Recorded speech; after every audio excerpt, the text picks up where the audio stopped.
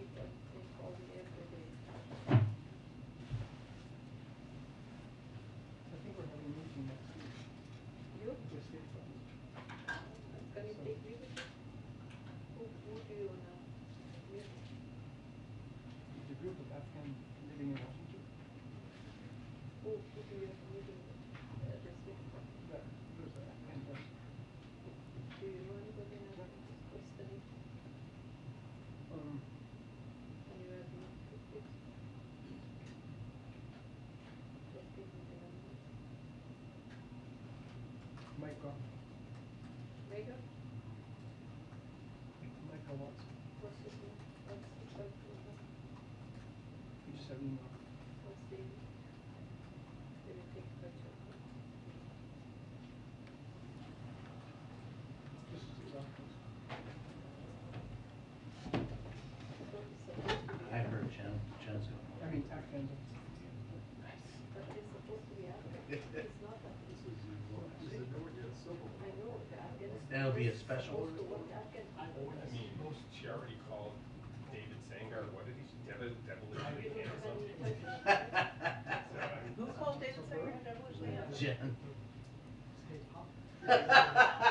To be fair, she also. From the podium? Well, to be fair, it was the day, it was the first day that everybody's mask. Oh, yeah, Masks yeah, and were he off. happened to be here that day? And he and Holland, Steve Holland were, probably gonna, Steve was in the front row, and Jen was like, oh, it's so good to, you know, see everybody's faces, like handsome devils, like, you Oh, know. yeah. Yeah. And mentioned the two of them, and so, honestly, That was we have nice not, of her. David like spent the entire day being. Yeah, that's Hey. Oh, looks like somebody's back. What's up? Well, it's good to see the pool back. Yeah. Hey now, we know something's gonna happen now.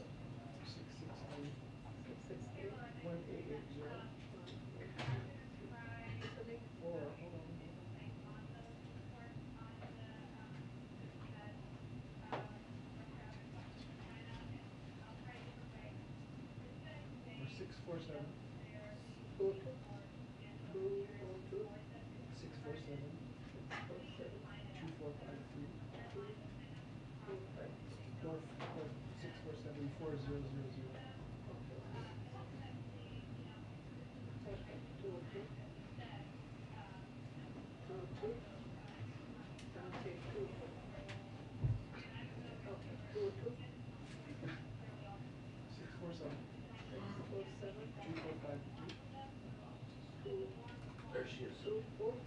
Martha's here. I got it. Martha, my dear. So, have you been? Pretty good. Good. I guess we just end up talking about different things. Yeah, usually. Go, I'll go ahead. Sorry.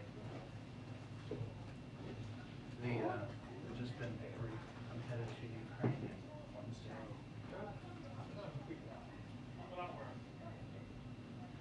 You have the proper gear? Yeah, oh yeah. Gear, fixers, security, transportation. It's all the logistics going through. Where are you going to go? Lviv, I don't know if we'll get to Kyiv. It's a dicey situation on any day. It's a question if you do get there, will you get You want to get back, that's, yeah, you remember Trey Yanks? Oh, yeah. I don't know if it was him or Ben, they're not saying, but one of the Fox reporters, I was gonna ask Peter. He showed up, who it was that got shot. He got shot? Somebody apparently did. Oh, yeah. Somebody else Yeah, some Fox reporter, it Yeah, was I either heard. Ben Hall Yeah. or Trey. Yeah, I have to look on that. I've had it a few times. It's Benjamin. It was Ben? How bad? Good kid.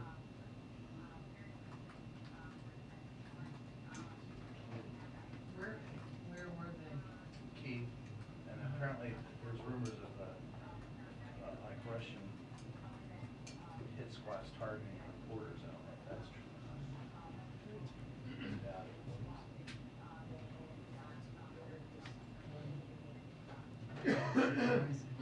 Pardon? I said it wouldn't be surprised. No, it wouldn't be surprising.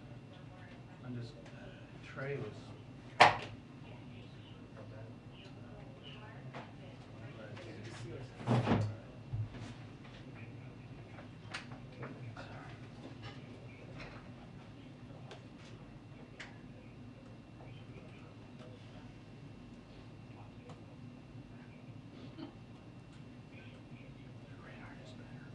Yeah, that's right.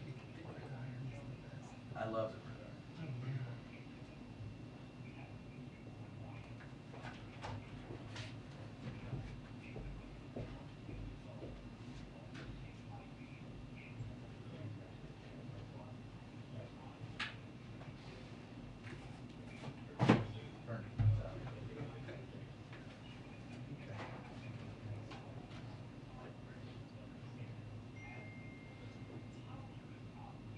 Oh, yeah. I like the self-deprecating speeches. The what? The self-deprecating Oh, yeah. speeches.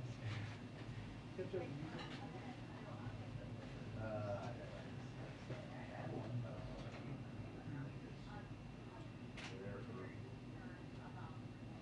60 days or less, you don't.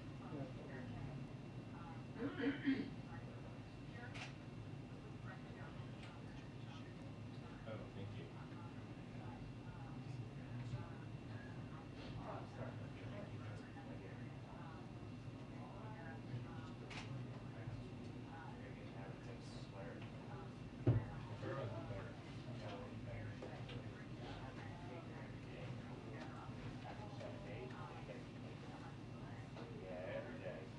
I think Landon Barber was the one who writes, most of the Republicans. No, I just, He was, some of it is wickedly funny. Yeah, and he's very funny. And is it, it's the same day as the, it's the same day as the WHCA? Hey, just FYI. That's not true. Yeah, so that's probably is, Okay, I'll see what I can do. Playing Twister over here. Yeah, it's not far, but it's a little slight bit. Helps a lot. I will do nothing you ask. You never have. Nothing. You never have. Unless I have to get I out. wouldn't expect anything different. Yes. Hey, Phil. Yes, Michael. I'm not wearing jeans today. Big day for you. And I have a tie. Wow. Yes, it's about Me, wow. go. There's- Must be a there big is day at the White escape House. through multiple- Parker's here and you're not wearing jeans. I mean, I'm not Yeah, They're you're all saying, observation about, of this place. I'm not saying Russian that I'm talking to banditti, and the president today, but I'm not I saying. like that. Just float that out there, make everybody a little jittery. A little bit. I appreciate that. You should stand up when you ask your question, just to show us all what's going on. Why are you standing? Oh, I'm wearing khakis. You should do this. Right. Yeah. Just don't wear chaps.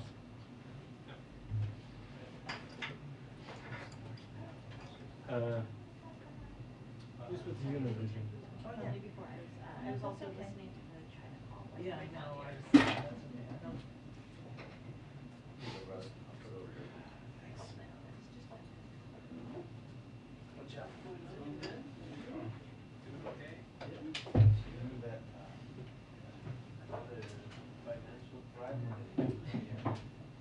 Just turn around. Oil travel law, I forgot about that too. No, it's bad. Oh, it's a bad, yeah, just temporary. Tip. Transitory.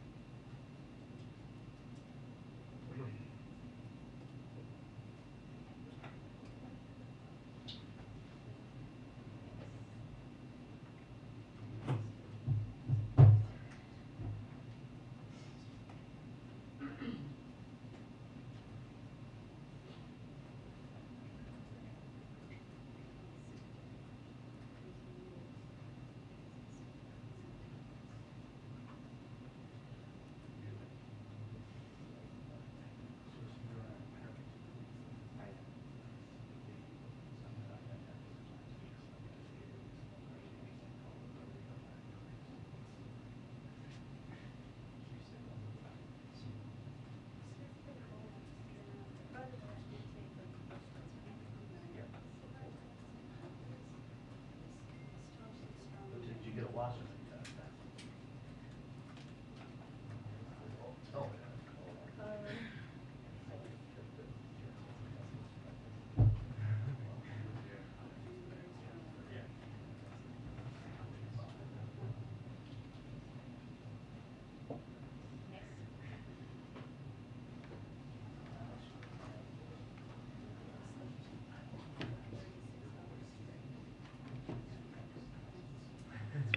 Two-minute warning until press briefing. 2-minute warning until press briefing.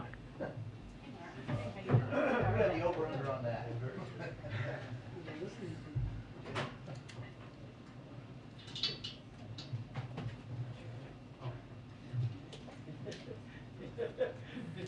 I keep pushing it. I'm sorry? No, you're good. Madam Future President.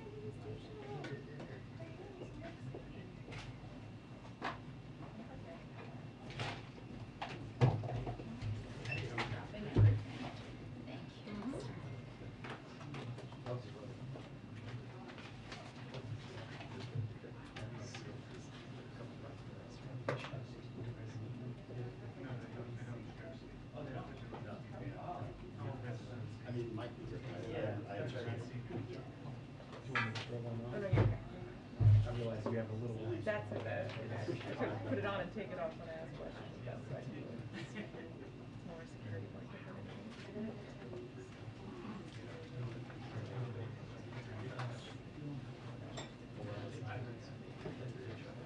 Yeah.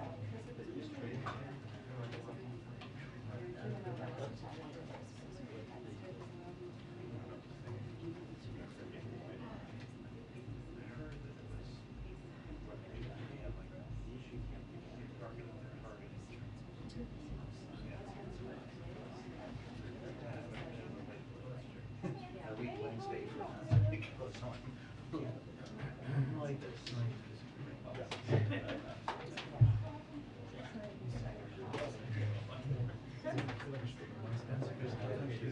Feels a little weird. Feels so weird. I mean, it's Loud, gonna be hit. louder, Yeah. No, I was just asking everybody knows. I heard it was serious. Yeah. So Keita's getting really, really. I think that she's.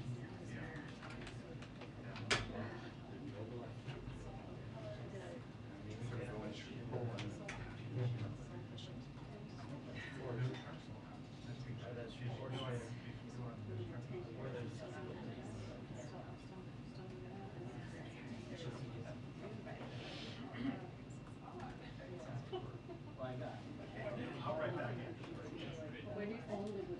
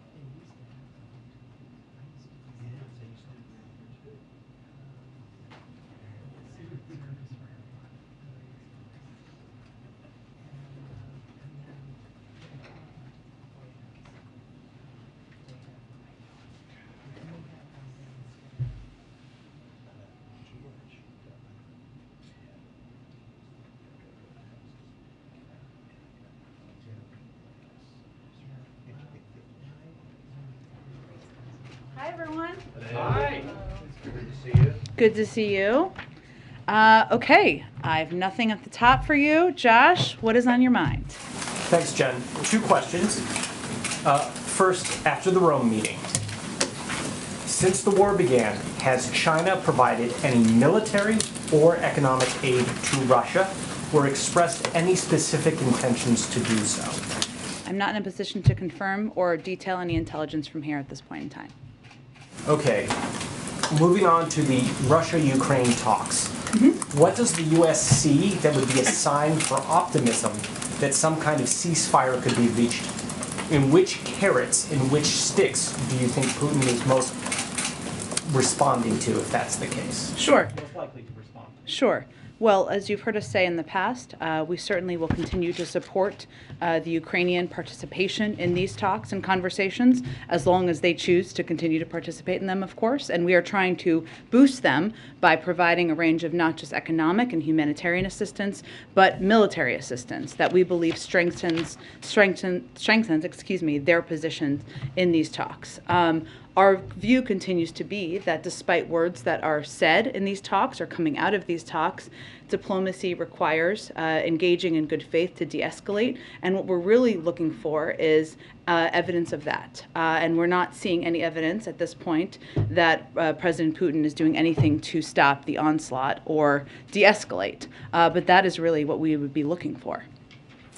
Go ahead. Thank you, Jen. To follow up on the Rome meeting, what are the consequences for China if they do aid Russia? Well, I'm not going to get into specific consequences. I think what we have conveyed and what was conveyed by our national security advisor in this meeting is that should they provide military or other assistance that, of course, violates sanctions or supports the war effort, that there will be significant consequences. But in terms of what those specifics look like, we would coordinate with our partners and allies to make that determination. But Jake Sullivan certainly communicated that there would be consequences. Yes, as we have also said publicly a number of times. Okay, and then is there anything you can share about the president's potential meeting, potential trip to Europe in the next couple weeks, who he might be meeting with, and really what the point would be of going to Europe? Sure. Well, we are, of course, closely engaged with our NATO partners and European allies, as you've heard us say a number of times, about the next steps in diplomacy, whether that's providing additional humanitarian or security assistance or the mechanics for future conversations. But there's not been any final decision about a trip, so I don't have anything to preview about what that would look like if you were to take a trip. Thanks, Jen. Go ahead. Thanks, Jen. The president said back in February that the U.S. would respond forcefully if Americans were targeted in Ukraine. Brent Renaud was killed over the weekend. One of my colleagues was injured today. We're still waiting to hear if he's okay. So what is that response going to look like? Well, let me first say, your colleague Benjamin Hall, I know there's not final reports yet, or we would wait for your news organization to confirm those, but our thoughts, the president's thoughts, our administration's thoughts are with him, his family, and all of you at Fox News as well.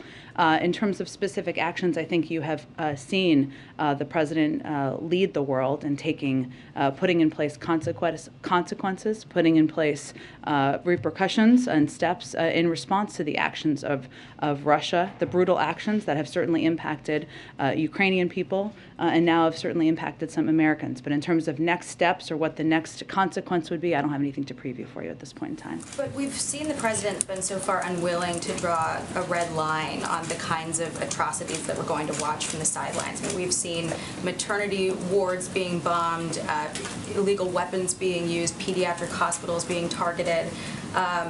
President Obama drew the red line for Syria at chemical weapons. So is there any thought process about what we're willing to watch happen before Well, Jackie, I think it's important to reiterate as often as we can that what we're seeing is horrific, what we're seeing is barbaric, and the steps that the president has taken and led the world in taking have essentially led the Russian financial system to be on the brink of collapse. We have provided more military assistance to the Ukrainian military and the Ukrainian government than any other country in the world, and more historic assistance than any other year to Ukraine in history. And we're doing that so that we can support them them in this difficult moment. So I would say that at this moment in time, we have been hardly on the sidelines. We have been leading this effort around the world to respond to every step and every escalatory step that President Putin and the Russians are taking. Isn't there a concern that if we don't draw the line at something like chemical weapons, that it'll make it easier for malign actors to use them in the future because they'll just go unpunished? Well, Jackie, I think that you heard the president say on Friday that there would be severe consequences and the world would respond if they were to use chemical weapons. And what we have been doing over the course of the last several weeks, if not months, is providing as much information to the global community, to the media, and to others about what to expect. And when you have President Putin suggesting and Russian officials suggesting that the United States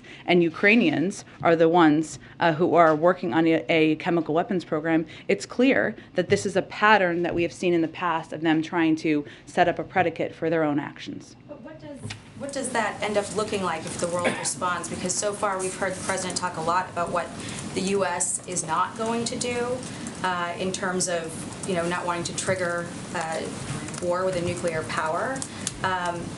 But do we believe that Putin is, a rational kind of person who, would pay attention to something like that? I mean, he didn't need provocation to, invade Ukraine.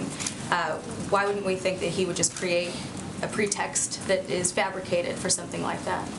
We do. That's why we've talked about it. And I think, Jackie, what's important here is and then I'm just going to move on to get to more people, is that for any president, you have to weigh how you can lead the world, how you can make very clear that actions are horrific, that they are not acceptable, they're not aligned with global norms, while also thinking about our own national security interests. And starting World War III is certainly not in our national security interests. Putting U.S. troops on the ground in Ukraine to fight a war with Russia is not in our national security interests. Go ahead.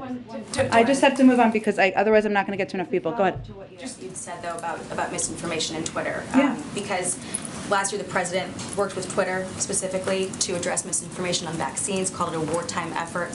Has there been any conversations with Twitter to address misinformation as it pertains to chemical attacks and that kind of thing, given that Russia has banned this platform within the country and they're using it to obviously target eyes outside of the country, including within the U.S., to spread propaganda and misinformation? We're the ones who told you all about that. I agree. I don't have anything to read out for you in terms of private conversations with Twitter or any other social platform, but I'm happy to check and see if there's more. Go ahead. Back on the Rome talks, have you seen any, or did your colleagues see in this meeting, any sign that China got the message that they are going to heed your warnings? Well, what we're going to be watching closely, of course, is actions. So beyond that, I think as my colleagues just read out for you in a call that we delayed the briefing slightly to make sure you could all participate in, it was an intense 7-hour session reflecting the gravity of the moment. And it was an opportunity to be very clear about what you've heard our National Security Advisor convey publicly, but more directly about what the consequences would be.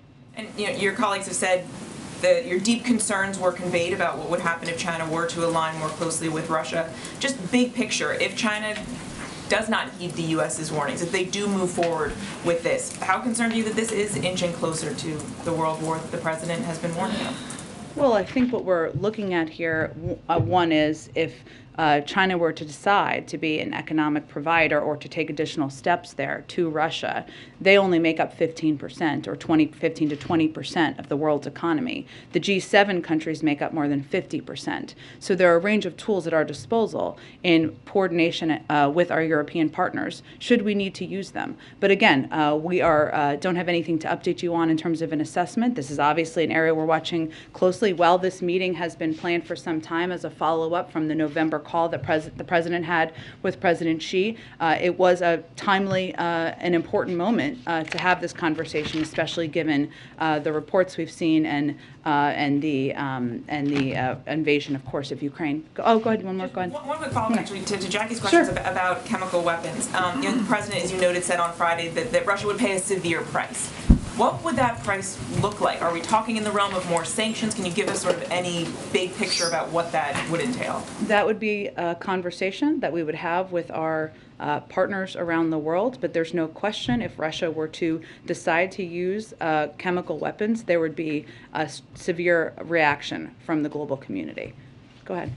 So when you talk about kind of the possibilities for China if they don't go along with what you've asked, would you say, like you've said with Russia, that everything is on the table, including ending trade negotiations, sanctions? Is that all on the table? I'm just not going to be in a position to detail it further from here. We'll see. We'll keep having this conversation over the coming days. But you won't do nothing if China decides to provide military We've been clear support there would be consequences. that you all would initiate. Yes. Okay, and then what's kind of your thinking about what an end game looks like as far as these conversations with China? Do you want them to shift their strategic priorities and not have a relationship with Russia that it does now, or are you looking for something more modest?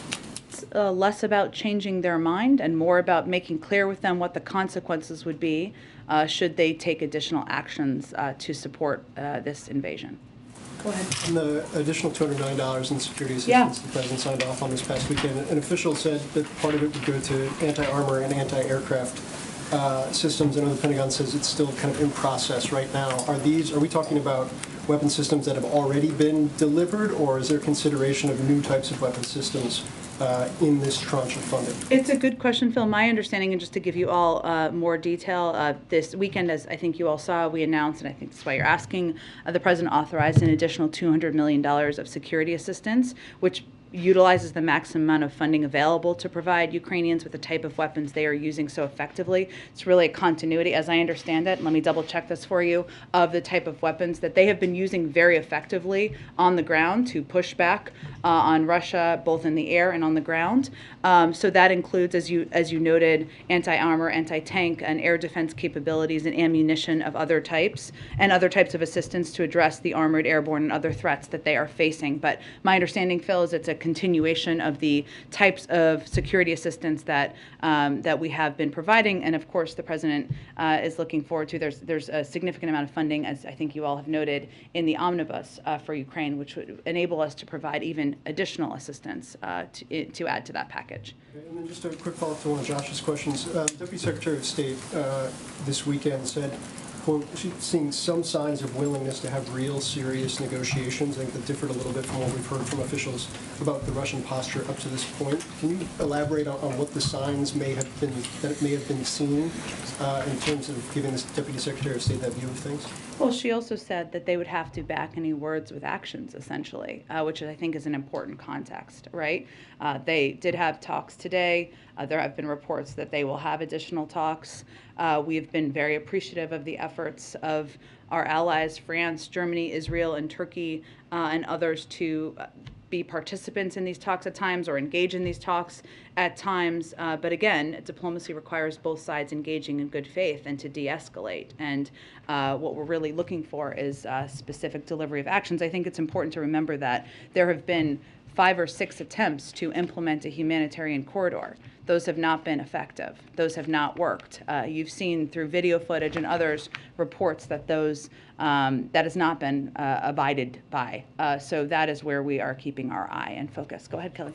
Do you get a sense that as this conflict with Russia and Ukraine is happening, that other actors that are adversaries to the United States, China, Iran, North Korea, are also testing the West with China's work with Russia as you're dealing with that, perhaps with Taiwan, Iran with its rockets, North Korea also showing its provocative nature. Is there a test of the West coming from some of the adversaries of the United States? We have not assessed those to be related, as you have said. I mean, if you look at the missile strike that we saw over the weekend, no U.S. facilities were hit, no personnel were harmed. We were not the targets of that. We have obviously seen tests and information we put out publicly as it relates to North Korea. We've seen dozens of tests over the course of past administrations as well. So I would say we are not assessing it through that prism. Has the administration reached out to American companies that have property, infrastructure in Russia to expect that to be nationalized by Russia and to lose those assets in Russia? We have been, of course, engaged with U.S. companies, not encouraging them. Obviously, we've publicly applauding them, but they're going to make their own decisions as private sector companies. We've also conveyed, as we did publicly, I think on Friday, that there would be, we would certainly look to consequences should that happen. Go ahead. The former White House COVID advisor, Andy Slavitt, has a Twitter thread today in which he talks about the potential for an increase in COVID cases this spring. He says, based on European case increases, the U.S. could see a new rise in COVID cases. Are you confident the administration has the real-time data it needs to provide the best information possible to the public? To assess data? Yes, we are. I would note that I did not see his thread, but let me know, and I'm not sure if it was related to the BA2 variant. Was it related to the BA2 variant? Okay. What we do know about the BA2 variant, which I think is important context for people, is that it's circulated in the United States for some time. We've been watching it closely, of course. We currently have about 35,000 cases in this country. We expect some fluctuation, especially at this relatively low level, and certainly that to increase. I would also note that while BA2 is a more transmissible version of Omicron, the tools we have, including mRNA vaccines, therapeutics, and tests, are all effective tools against the virus. And we know because it's been in the country. And so as we're watching, and I think a lot of the reporting has been about, of course, the UK, but also China. And China has a zero tolerance policy, as you all know, but they also did not conduct their vaccination and booster campaigns with mRNA vaccines. So that is important context, too, as you're seeing the impact. What I would note, just to go back to your earlier part of your question, is that we are still pressing. The place where it is concerning is the fact that we need additional COVID funding. And we have talked about this. We talked about this a little bit in the past, but last week, all running together. But without COVID response resources and additional money, there could be immediate impacts on testing capacity. The uninsured fund, which offers coverage of testing and treatments for tens of millions of Americans who lack health insurance, and on our supply of monoclonal antibodies. And that means that some programs, if we don't get funding, could abruptly end or need to be pared back. And that could impact how we are able to respond to any variant, of course. I do just want to ask you one more quick question. We noticed the president, when he came on stage today at the Marriott, had a mask on. Is that something he's been advised to do, or is that something he just feels more comfortable doing? Often he does that when it's required by a specific event, as he did when he went to Texas last week. I can certainly check on that. He was tested yesterday and tested negative. Go ahead. Thanks, Jen. So on Ukraine, the president has made clear that he sort of has a red line with Russia in terms of not wanting to do anything that would get into a direct confrontation or lead to World War III, as he puts it. I'm curious, and you're not sharing specifics, but in broad strokes, does he have a similar red line now with China assisting Russia? And does he not want to get into a direct confrontation with China? And are there certain things he's not willing to do because of that? Let me see if I can answer your question, but tell me if I'm not. We don't like red lines around here, so I'm not going to use that phrasing. But you are obviously correct that he's been very clear and consistent about that he does not have the intention of sending U.S. troops to Ukraine. That has not changed. I would look at, while we are certainly watching closely the actions of China, whether that is support of any kind, in support of any kind for Russia, and certainly there would be consequences to that. I do think we look at it through a slightly different prism. I mean, Russia is invading Ukraine actively, so I'm not sure if I'm answering your question or not. Sort of, just to follow up, I mean, right, no ground troops in Ukraine, but also there have been other things such as not enforcing a no-fly zone or not providing the fighter jets that the president has been reluctant to do. So again, you said you're not sure in specifics. You said, Jake Sullivan said significant consequences for the Chinese, but I'm wondering if there are certain things that you will not consider because it could lead to a direct confrontation with China that you're reluctant to get into, the same way you are with Russia. I just think we look at it slightly differently. I mean, why the president has been so clear about not sending U.S. troops is obviously because that would be a military conflict. We're not fighting, obviously, there's no military conflict at this moment with China, nor are we predicting that. So I think it's slightly different. Sure. Different topic. How high is the administration expecting gas prices to go? And how much, is there a limit, not a red line, but a limit at what you think the U.S. public can bear? It just flows off the tongue. It's okay.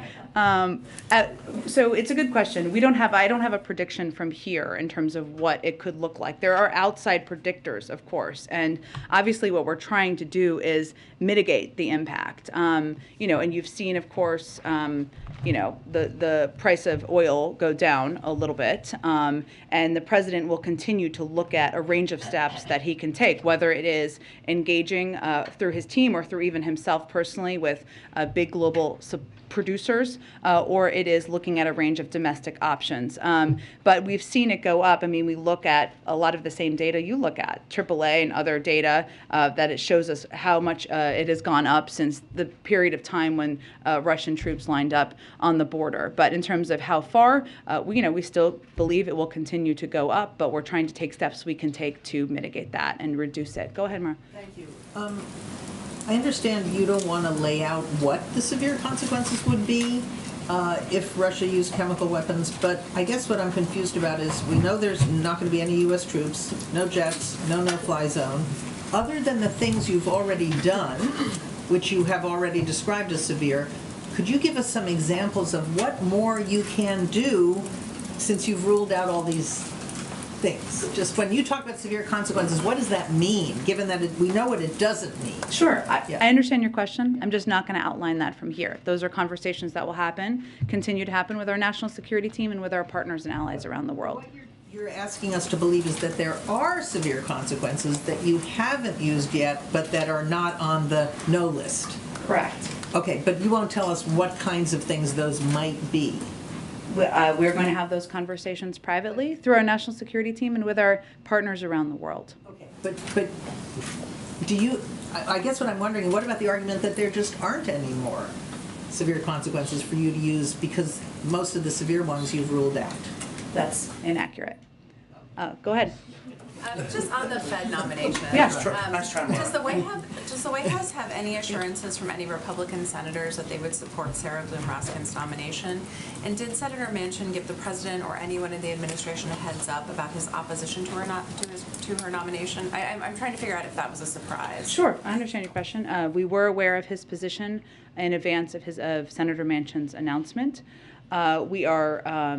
She is one of the most qualified individuals to ever be nominated to this position, and so where we are now is our focus is on continuing to work with Chairman Brown to garner bipartisan support, but I don't have anything to read out for you on that front at this point. How did Senator Manchin make you aware of his opposition? Was there a call to someone in the White House? Did the president know? What did that look like today? I'm just not going to detail more specifics. Okay, and just one last question, if you don't mind. How is the administration preparing to respond to the potential supply chain shock, posed by China's decision to lock down the tech production hub in Shenzhen? So we are, of course, monitoring this incredibly closely, and our team is quite focused on it. What I will say is that because of the steps we've taken and a number of steps we've taken to better prepare and strengthen the supply chain, we feel that that has helped us, will help us sustain. But in terms of right now, we're basically in the stage where we're monitoring with the State Department. What we're looking at is, of course, as you know, the impact on some of these ports around where the impacted areas of China. And we know here that, of course, our port action plan and the work of our supply chain disruptions task force, that we have a strong inventory that we can rely on. It's about 90% of goods at groceries and drugstores are in stock currently. And we've also reduced the number of import containers sitting at the docks for over 9 days by over 60%. But in terms of specific impacts of ports in China, we're monitoring it. We don't have a new assessment at this, in addition, up-to-date assessment, I should say, at this point in time. Go ahead. Thanks, Jen. Is it the U.S. assessment, just to be clear, that Russia is deliberately targeting civilians in Ukraine? Well, this is part of our assessment and review as we're looking at how whether we will designate as a war crime, and we look at this through a legal process internally. Obviously, the targeting of civilians, and we have seen a range of very concerning video reports. Would be categorized in that through that as in that phrasing, but we have a process that we're still working through here. Last week at a briefing, you told us that us as reporters should, quote, not focus a lot of our conversations about the future of the United States importing oil at this point from Venezuela. Mm-hmm. Were you ruling out that the U.S. would import oil from Venezuela? I'm saying it's not an active conversation at this time. Hi, thanks. Does the White House have any reaction to Jenny Thomas acknowledging that she attended the January 6th rally? I do not. And just kind of on that, does her attendance there raise any kind of concerns about the independence of the Supreme Court, potential conflicts of interest, anything like that? I just don't have any more comment on it at this point in time. Go ahead. Hi, Jen. For the second time in 2 weeks, a group of hundreds of Haitian migrants has landed by boat in the Florida Keys. Given the surge we saw last year in Del Rio of Haitian migration, what is the administration's reaction to these landings? Are there any plans to send any assistance either to Haiti or Florida? I'm sure we can get you an update on the humanitarian assistance we provide directly to Haiti. We are the largest, if not one of the largest providers of humanitarian assistance in the world. In terms of the individuals arriving, I think in Florida, as you said, I would really point you to the Department of Homeland Security. We are still applying Title 42, and so that applies no matter which country you're coming from. Go ahead. Hi, yeah, the president of Colombia said last week that he had offered President Biden the possibility of supplying more Colombian oil to the U.S. as an alternative to Venezuelan oil. Is that an option that the White House is considering? We are continuing to talk to a range of producers on the importance of maintaining global supply. This is not, as you know, about just the supply in the U.S., but about ensuring there's supply for the global market. And we do appreciate our partnership with Colombia, and President Biden did discuss a range of issues like economic recovery, energy security during their conversation. But beyond that, I don't have an update on what that might look like. Would you say that it is under active consideration? Again, they had a wide-ranging conversation, a very constructive conversation. This is really about supply in the global markets, but I don't have an update at this point in time. Follow-up, Chevron is preparing to take operating control of its joint ventures in Venezuela. Reuters just reported that in case the U.S. would grant them special license to operate. Is that something that's on the table? I think I just answered it a few minutes ago. Go ahead. Go ahead. Yeah, thanks, Jen. You said earlier in the press briefing that quote, nothing has been decided about President Biden traveling to Europe. Can you confirm that such a trip is under consideration? We discuss a range of ways and mechanics for engaging with our friends and partners around the world, but I don't have any more specifics for you at this point in time. And this morning, Leaders Schumer and Speaker Pelosi announced that President Zelensky of Ukraine will be delivering an address to the full House and Senate on Wednesday morning. What's the White House reaction to this address? Are there any concerns that the White House has about the Ukrainian president speaking directly with Congress as opposed to the White House on its various positions and requests? We speak frequently with President Zelensky. The president spoke with him, had a lengthy conversation with him directly on Friday, and we're in touch with Ukrainian government officials nearly every day, if not every day. We certainly support leaders in Congress inviting him to address a joint session, and I would again reiterate that there's strong bipartisan support for Ukraine, for the leadership and the bravery of President Zelensky, and we'll all look forward to watching his speech on Wednesday. And then finally, on Sarah Bloom Raskin and Senator Manchin's announcement that he doesn't support her confirmation, does the White House still see a path to getting her confirmed in the evenly divided Senate? We are going to continue our work with Chairman Brown to garner bipartisan support. But again, she is one of the most qualified individuals ever to be nominated to this position. So that's where our focus is. Still and believe that you can get her confirmed? Yes. Okay. That is where our focus is. We wouldn't be pushing for bipartisan support if she wasn't still our nominee. Go ahead. Thanks, Jen. Two questions on WNBA star Brittany Griner. Last week you had said you couldn't comment on the case. Is there any update you can give now on the efforts the administration may be taking to secure her release? We do not have a Privacy Act waiver. And does the White House have any reason to believe that Griner is being used as a political pawn by the Russian government, or does the administration see this strictly as part of the Russian criminal justice system? We just can't speak any more to the reports of this case. Go ahead. Hey, Jen. Thank you very much, Jen. We'll come back to you. Go ahead. Thank you. On the possible trip to Europe, is President Biden considering visiting maybe perhaps the Ukrainian border and visit refugees, Ukrainian refugees, like other foreign leaders are doing? Is this something he would like to do? I just don't have anything more on the reports. We have a range of conversations with our NATO partners and European allies about the next steps in diplomacy, but I don't have anything to confirm for you in terms of the reports. And just one more, not just China, but some of the biggest countries in the world, like India or Brazil, some countries in Latin America, like Mexico, they are not part of this economic warfare against Russia. Is this something that undermines the effort from this White House and European countries? I would say it doesn't undermine our efforts. We've been working to build a global coalition far beyond the G7 and our NATO partners, and had a great deal of success in that. And every country has to decide where they want to stand, where they want to be as we look and the history books are written. Go ahead. I think we got to move on. We got to get around. Do you just believe this economic pressure will stop Vladimir Putin from his invasion? Well, I think as we've seen, the impact of the president's leadership on the global stage and the economic consequences that have been put into place have led Russia and the Russian economy to be on the brink of collapse. And there's no question that over time that will have an impact. Go ahead. Thank you. Furthering that point, you did mention at the top of this briefing that there has been no action on the part of Putin to stop the onslaught. You haven't seen any action.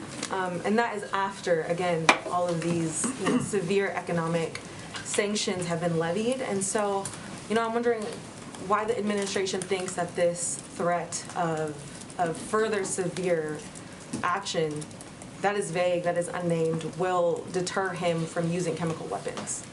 Well, I think the reason that we spoke out last week about chemical weapons is because we felt that it was important for the global community to understand that they had the capacity, the capabilities, and that they have used them in the past. And at the same time, they were accusing inaccurately, they were spreading false information about the U.S. and the Ukrainians' intentions. That was the origin of why we were so outspoken last week. So this is more about us making clear to the world what we've seen as patterns in the past and what their capabilities and capacities are.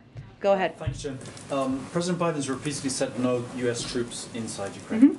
Are there any U.S. troops still training Ukrainians outside Ukraine?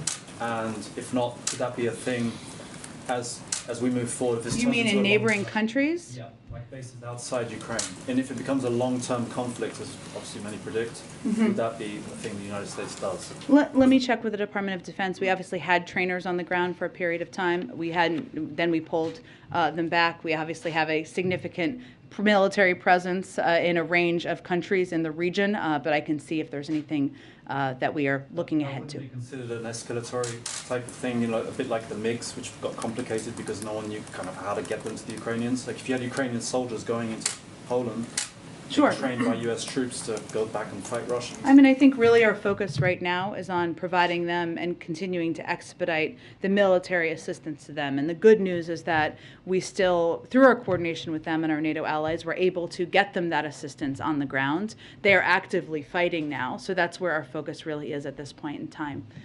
Go ahead. Yeah, on the Federal Reserve, would the administration then support the 4 nominees who seem to have the votes to be confirmed to go forward and deal with the Raskin nominee after?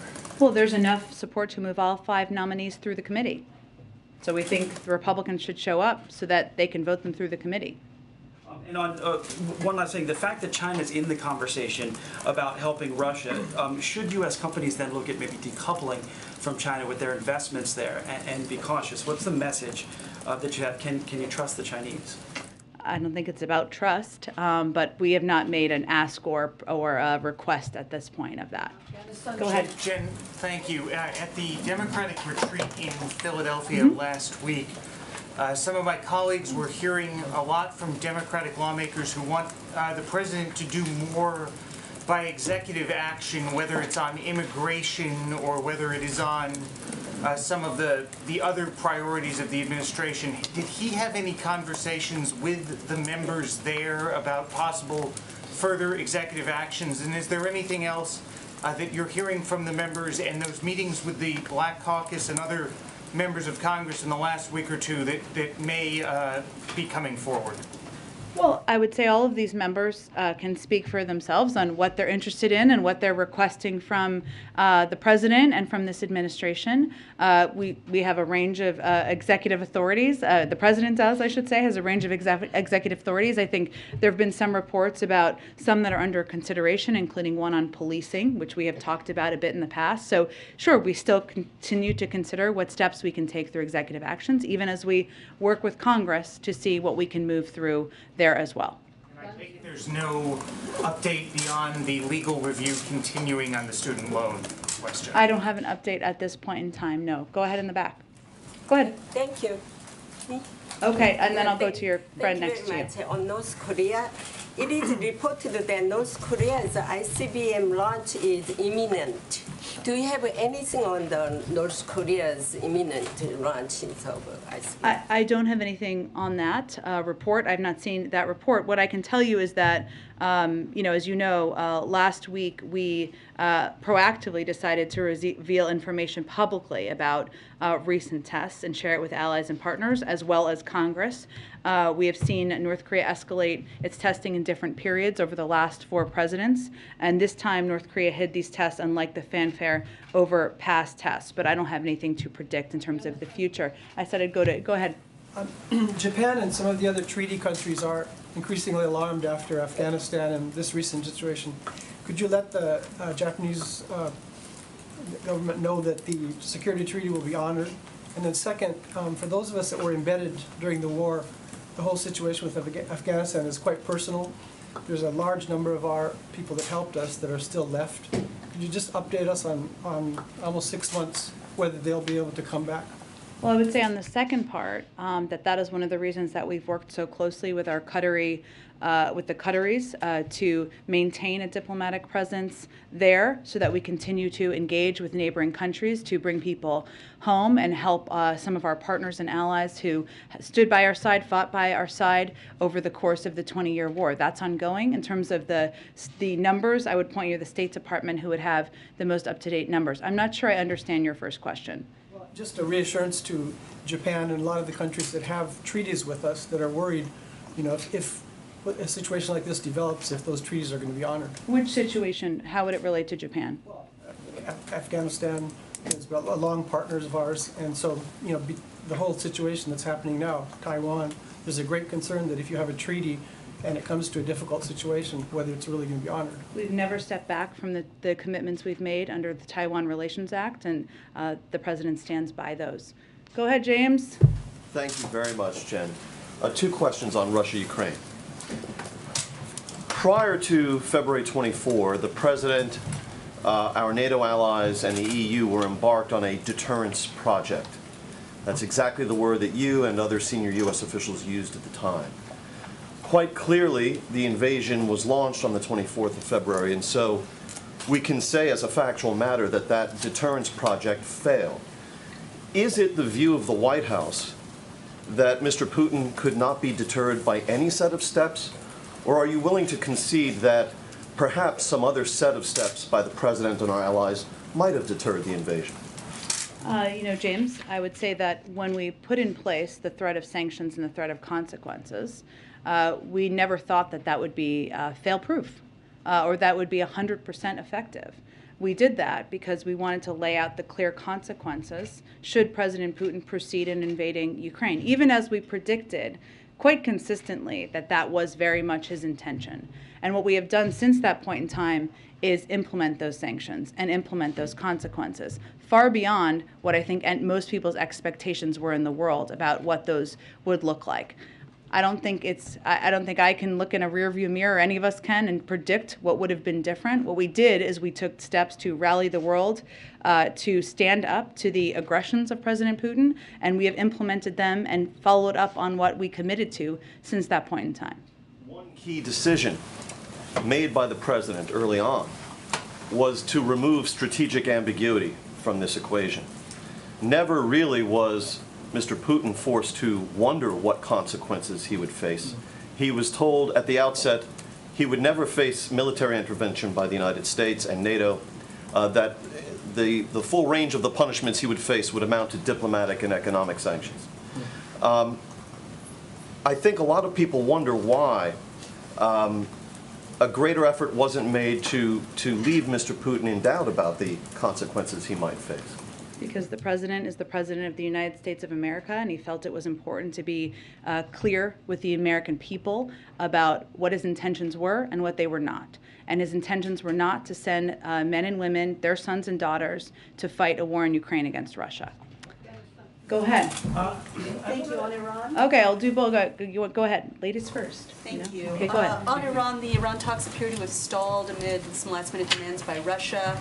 Are the Iran talks dead? And if not, what now? Well, right now, the negotiators are back home in their capitals. We'll see what happens in the days ahead with diplomacy around the deal. We continue to believe that, obviously a diplomatic path forward is the best path forward, but this is a natural part of the process. It is also standard for the most difficult parts of the conversation negotiations to be happening at the end. And then just on Ukraine, South African President Cyril Ramaphosa says he's been asked to mediate between Russia and Ukraine. Would the White House support that, endorse that, in any way assist with that, especially since the African model kind of tends towards like restorative justice, truth and reconciliation instead of, traditional justice? I'm happy to check with our national security team on his role. What I can tell you is that there have been a half a dozen global leaders who have been meeting with both the Russians and the Ukrainians and engaging, of course, directly through diplomatic channels and trying to come to a diplomatic conclusion here. We have been engaged directly with them on the front end and back end of those conversations and encourage them to also make sure they are engaging with the Ukrainians and not just the Russians. But I will check if there's any specific. I'm happy to check specifically, but again, there's a range of countries that are already playing this role. So go ahead. Go ahead. With the COVID funds, thank you, by the way. Sure. With COVID funds falling off the omnibus, and it may take a bit, Congress kind of bank for that to get done. Has the White House ask changed at all? Have they come back to, lawmakers and said, hey, well, it's going to take a while, we need more, or it's a different place? I'm just curious now that. You mean in terms of asking for less money or something like that, or or more money? What is the timing? Yeah. And does the timing change the needs of the White House? Well, the time. I mean, we're asking for money to meet exactly the needs that are going to start to come up soon in the coming weeks, even, and in supporting a number of the programs that have been pivotal to people across this country, especially people who are uninsured, people who are relying on access to free treatments, testing, vaccines. Obviously, these are programs that it's not only in the U.S. government's interest to continue, but it's in the interest of the American people, especially people who don't have the resources to cover and pay for a lot of these different treatments.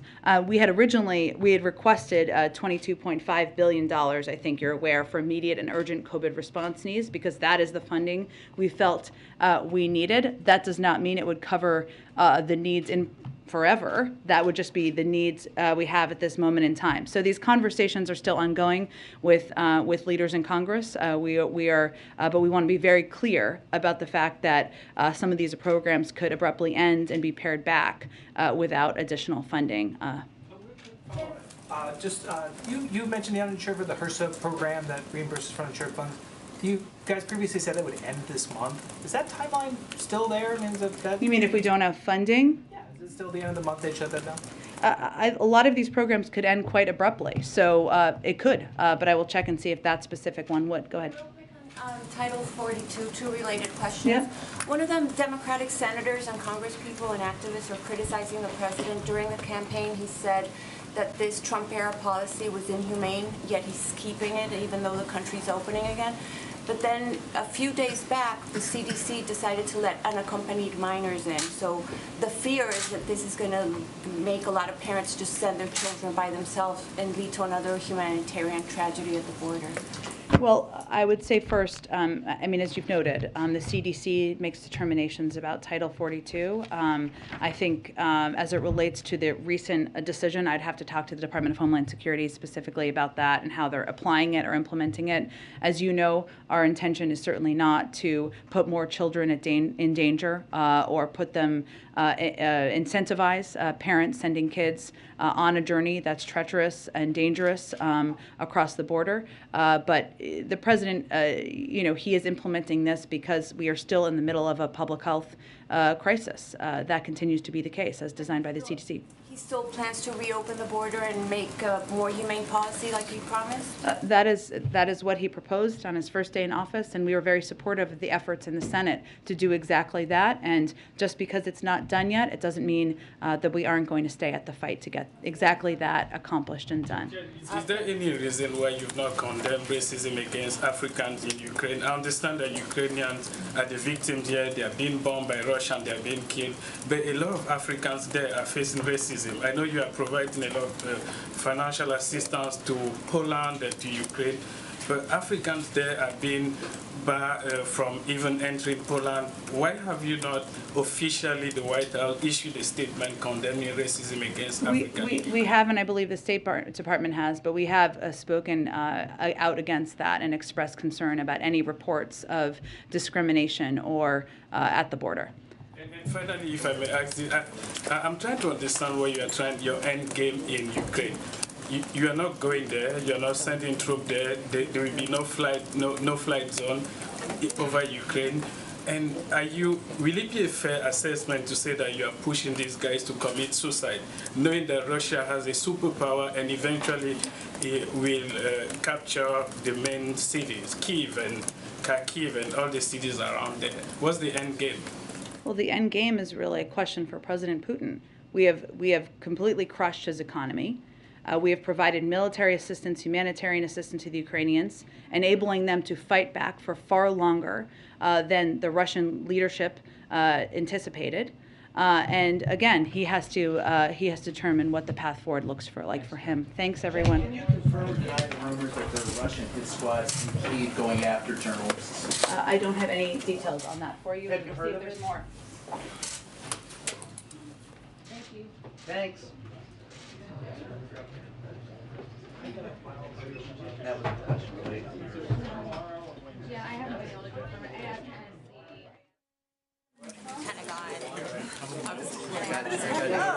My guys.